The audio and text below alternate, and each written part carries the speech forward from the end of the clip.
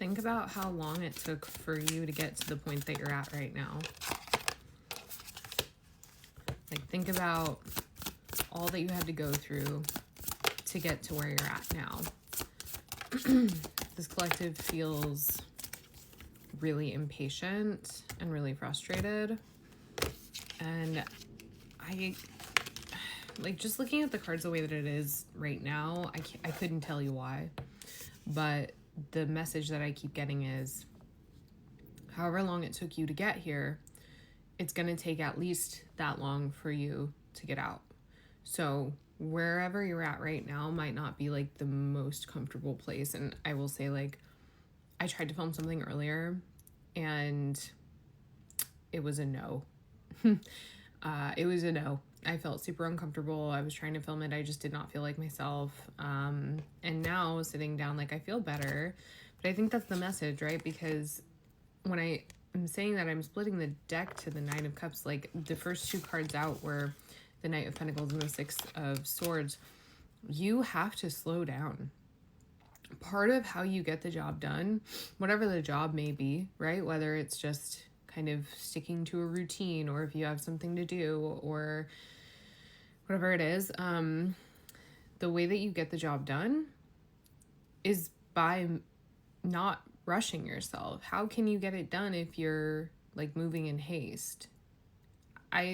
It's making me sad because I feel like the collective that I'm speaking to is one that really didn't have a whole lot of support growing up, and now you're really hard on yourself, you know? And there's this energy of grief and fatigue coming through around that specifically, that, you know, maybe you had high expectations, things that were really like unachievable. And so now, as you're kind of taking on bigger tasks and you have more responsibilities and you're getting older, or wherever you're at on your journey, you keep running into this cycle of like, I know that I have to get it done and I will get it done, but I'm putting it off and putting it off, and I'm hoping it'll go away. And then, oh my God, it didn't go away. So I have to rush and I have to be really hard on myself. And ultimately you end up like punishing yourself over something that like really isn't that big of a deal, you know? I don't think that anybody in the situation that I'm looking at here, I don't see anyone trying to punish you, you know? If anything, if there are external energies here, I'm seeing this as someone who is asking you to slow down, right? The thing about the Knight of Swords is that when he's in reverse, he's running into a tree. He's not getting anywhere with efficiency and speed and, you know, the mental clarity that you would hope for, right? He's not just delivering a message. He's, you know, spilling everywhere, right? Ace of Cups. But I think that, so Ace of Cups, Nine of Pentacles, Four of Swords, I think that when we move with a little bit more intention, then, because Nine of Pentacles is all about like enjoying the process, right? When we, I don't know if you can hear that. That is confirmation. That's my air fryer just dinged. If you move with a little bit more intention, then you can enjoy the process. What is the point if you're not enjoying it? And that's not even about like bypassing accountability or like, because I feel like somebody who this resonates for is going to try to make it about that. Well, if I'm enjoying it and I'm not suffering, then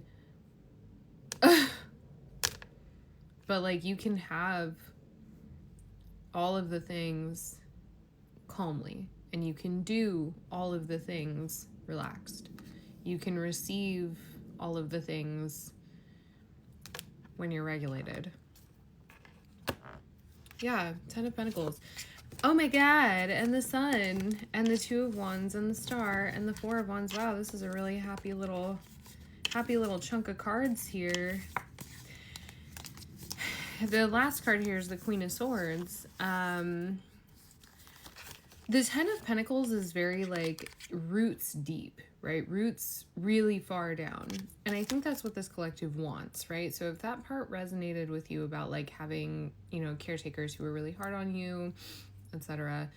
If you feel like you didn't have the support that you needed, but your expectations were extraordinarily high, then as you know, as you've gone further on your journey, your rootedness is probably something that you've been focusing on. And this has actually come up a couple of times. Like, I'm thinking way back, I had an influx of messages around, I don't really know if I shared them actually, around being deeply rooted and kind of like having something that's impenetrable, you know, having something that is unshakable, an unbreakable foundation, you know, like old money type of stuff, processes that work and have stood the test of time.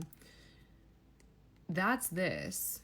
And like with these cards here, you want that, but the only way that you can get that is how? By moving slow, because when processes work, things that are old, right? Things that have been built long ago and are still standing, these things take time. They take time to strengthen.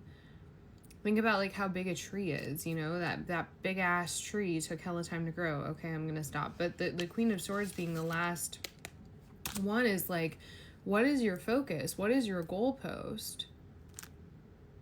What are you doing?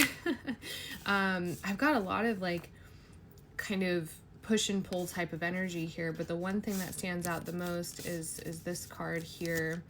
Elixir, your wish is granted. Sometimes taking action, like all of this action that you want to take, sometimes taking action is taking action towards rest and repose. Have you ever thought about that? Like the whole idea that rest can be productive. Hang on. So for the supportive energies around you, I have the Lovers, the Knight of Pentacles, just out the gate here. The contracts that you have that are living right now, the Queen of Pentacles, they want you to move slow. You know, these are people that understand that strength takes time, that roots take time to deepen, right? Yeah, King of Wands. And the Wheel of Fortune. Justice and the Four of Swords. So whatever it is, what's at the top here? That's the Sun. Whatever it is that you want, whatever it is that you feel that you're deserving of, right? I feel like some of you really want retribution for something. It might feel like you're going backwards right now. It really might feel like you're going backwards right now. By slowing down, you are not going backwards. Again, think about how long it took you to get here. It's not when you're, okay, so I'm getting a vision of someone like driving through, like, I don't know, if you're familiar with like the Santa Cruz area, like I'm seeing like the windy turns of like the Santa Cruz Mountains. A lot of you are not going to be familiar with that, but just imagine like a mountainous area with like lots of trees, and there's like a windy road, and you get so far on this road and you're at an obstruction. There's like a way that's blocked, and you have to like back your car up and like take an alternative route in order to get to where you're going. That obstruction wasn't placed there by you. Somebody else put that there, either like God, the God of your understanding, or somebody who has it out for you, you know. Doesn't matter who or what put it there. There's still a blockage in the road that you have to maneuver around. That's where you're at right now. You're backing the car up and going the opposite way so that you can move around that obstruction. What is that obstruction in your life, right? Is it that you're uninspired? Is it that you're unhealthy? Is it that you're tired? Right? Is it that you're fucking depressed? Okay, please. I want to tell someone that I love them. I don't know, like I just have this urge to let you know that you're loved.